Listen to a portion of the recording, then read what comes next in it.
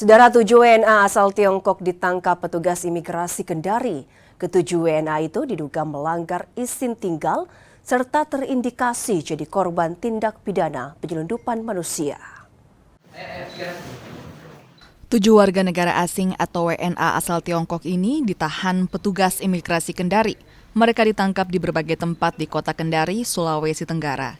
Mereka diduga terlibat pelanggaran keimigrasian lantaran izin tinggalnya telah habis. Selain itu, mereka juga terindikasi jadi korban tindak pidana penyelundupan manusia. Akan berangkat melalui perairan pelabuhan di sekitar pantai wilayah Kendari. Jadi dia tidak lewat bandara, sama persis seperti ini motifnya juga di tahun lalu. Mereka melalui pantai-pantai yang di daratan Kendari. Kemudian apakah ada pelanggaran lain? Tidak ada. Sementara sampai saat ini dari hasil penelusuran kami, ketujuh orang ini belum pernah melakukan pelanggaran, bahkan belum pernah sebelum ini pertama kali datang di Kendari.